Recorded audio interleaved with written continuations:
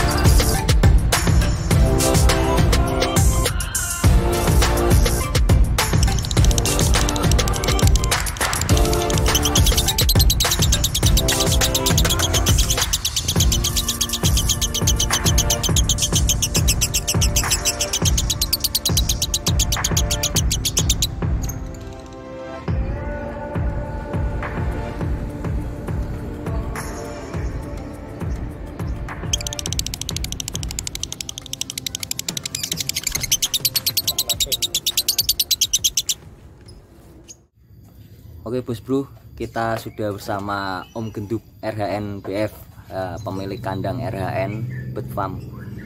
Halo Mas Gendub, selamat pagi Mas. Pagi Mas Yusuf. Mas Gendub, ini mau tanya-tanya nih Mas, tentang khususnya tentang RHN sendiri ya Mas ya. Kalau RHN sendiri itu berdiri sebetulnya sejak kapan sih Mas? Kalau saya ternaknya lobet itu udah dari ternak dari 2005-an. Ternak loh. Saya membicarakan ternak, bukan membicarakan nama dulu toh. Ternak di lobet tahun itu. Kalau masalah RHN itu udah berapa tahun ya? Hampir seumuran anak saya yang besar. Anak saya yang besar. Itu kan dia mau lahiran terus tak kasih nama itu Mas. Jadi nama ring saya itu dari mulai hamilnya istri, waktu mau ngasih nama anak itu terus tak buat ring itu. Jadi RHN itu kan sebenarnya anak saya yang besar, Rehana tak singkat RHN. Dan RHN pun itu bukan tim, bukan apa, cuma ring ternak itu aja. Jadi RHN itu sebenarnya nama anak dulunya. Itu singkatan ya? Singkatan, cuma terus tak buat Fram nama ternakan, udah simpel. Bukan tim. Kadang ada orang bilang tim RHN nggak ada tim sini Mas, cuma ternakan. Terus aku bentuk, istilahnya teman-teman yang pada ingin kreatif monggo golek dit bareng, istilahnya ngoten Mas. Cari rezeki bareng-bareng gitu ya. Gitu. Kalau Mas Gendub sendiri kan sudah boleh dikatakan apa ya, sukses ya Mas ya, menggeluti dunia burung, khususnya lobet sendiri. Bahkan Mas Gendub sendiri namanya sudah cukup dikenal juga di kelas-kelas nasional juga, karena banyak mengorbitkan lobet-lobet konslet yang mampu bersaing di kelas nasional ya Mas. Tentunya Mas Gendub sendiri kan nggak seinstan ini, pasti ada suka dukanya, ada perjalanan hidupnya dari mulai dulu sampai sekarang bisa seperti ini. Boleh diceritain nggak Mas, kisah Mas Gendub ini untuk dibagi ke teman-teman semua yang melihat video ini.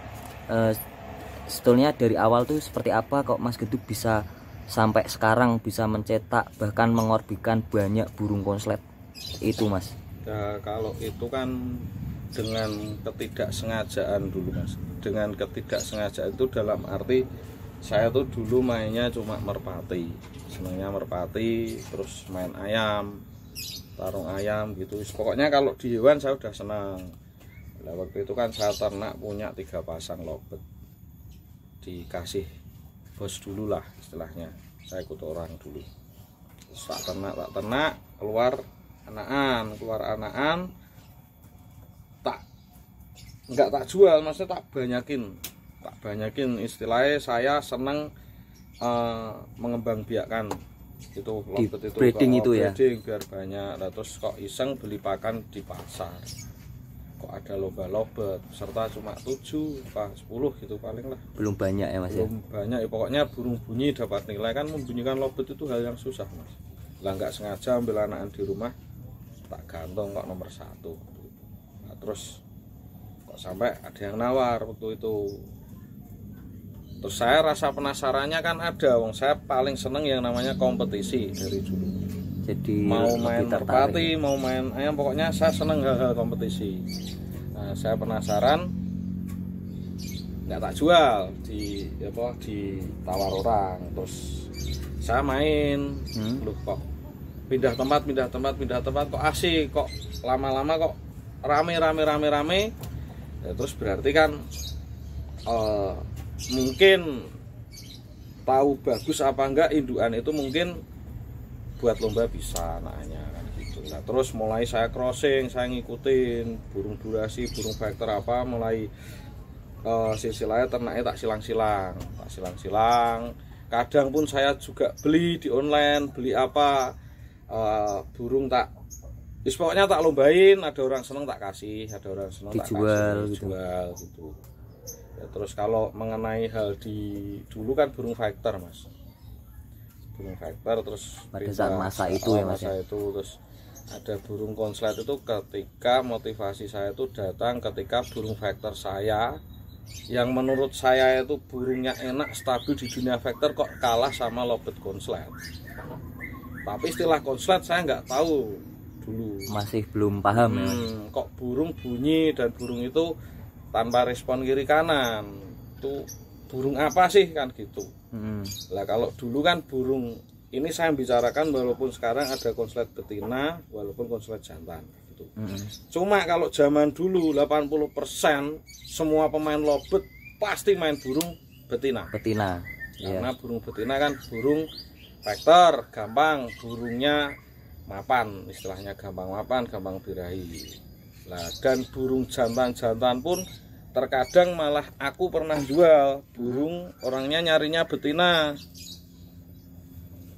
Ketika pot kan kita belum tahu kelamin, tak jual ke orang, kok keluarnya jantan, ternyata jurangnya dikembalikan mintanya betina. Nah, setelah tak pelajari, saat itu kan banyak burung-burung mulai yang keluar.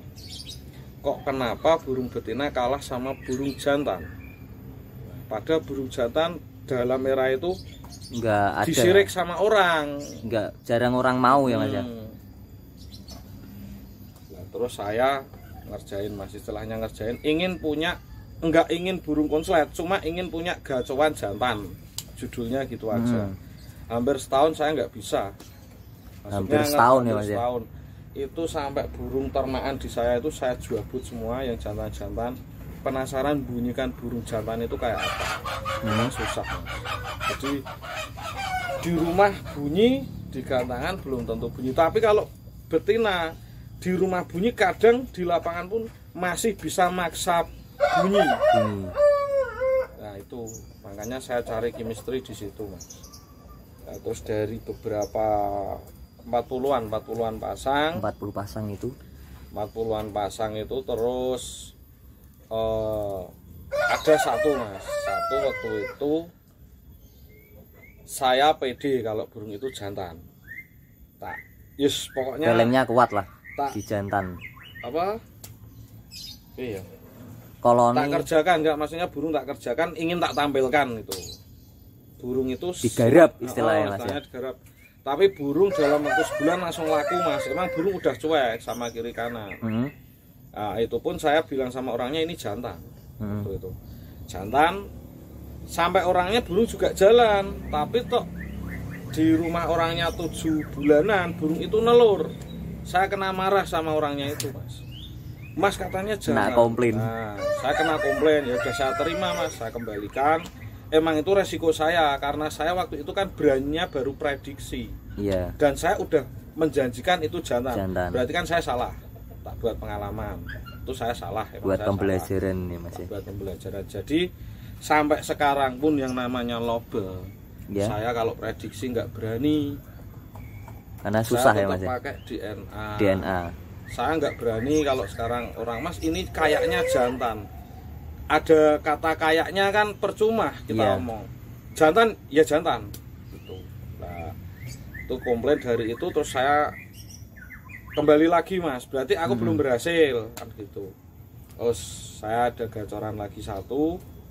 Terus mulai nama itu keluar itu jadi lagi satu burung cuek tapi saya udah tahu betina itu. Betina jadi satu laku Mas, laku lumayan itu waktu itu. Emang burung jadi real konslet, cuma saya nggak bisa nampilin. Udah di rumah dibeli orang. Mungkin orang yang beli itu lebih paham dari saya waktu itu. Kok ini mahal? Saya tanda tanya lagi. Loh, burung masih di rumah kok laku di orangnya kok bisa orang berani beli segini. Nominalnya bisa tinggi ya Mas. Saya tanda tanya, ada apa Mas? Ya pokoknya saya seneng sama burung itu, tak beli segini boleh nggak? Menurut saya itu udah lebih dari kata boleh. Itu kan mahal lah Mas, waktu itu mahal. Tak jual sama orang itu, ternyata betina lagi kan gitulah. Terus dari itu saya nemuin lagi, terus tak kasih nama Rembes. Kasih nama Rembes itu. Kasih nama Rembes lah. Dari Rembes itu saya mengerti semua burung sampai saat ini. Jadi Rembes ini termasuk berjasa ya Mas ya untuk karir Mas Gendub ya. Udah pokoknya burung paling terkenang lah. Terus dari Rembes itu saya pun mengetahui sampai sekarang kalau burung konslet itu berbagai hal. Konslet itu cuma istilah ya. Istilah. Dan di dalam konslet itu masih ada grid-grid yang berkualitas sama enggak. Jadi bisa kita bahasanya ada grade A, grade B, grade C gitu ya. Enggak semua konslet itu bisa kerja mewah juga ya. Ya, konslet. Judulnya tetap konslet.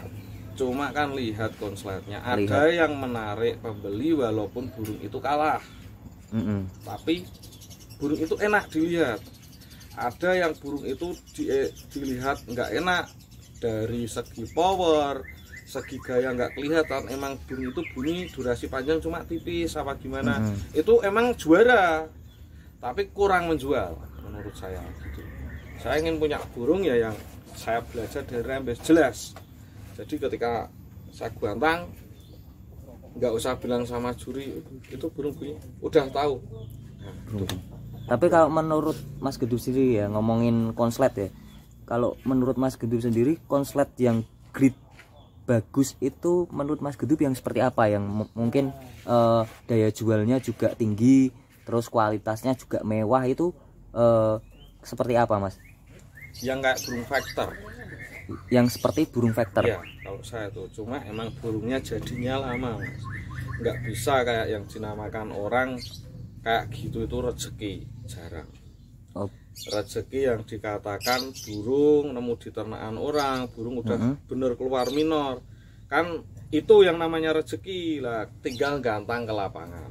Berarti kan nggak ada pengerjaan di rumah. Paling di rumah cuma masangin, gimana caranya burung nampil. PR-nya kan cuma nampil.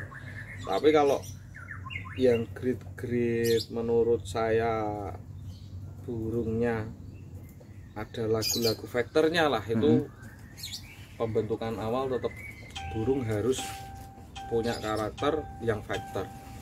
Jantan pun yang vektor tadinya. Vektor. Jadi emang berasal dari burung vektor, burung factor itu kelebihannya kalau yang saya kerjain itu, kalau burung factor durasi kan, yang kita mengatakan durasi kan asal panjang, ya itu kan durasi. Tapi kalau asal panjang tapi gacor kan beda lagi. Berarti kan udah panjang tapi burung itu rajin bunyi. Lah itu baru gacor rak mandek-mandek ya Mas ya. Baru dikerjain. Istilahnya gitu.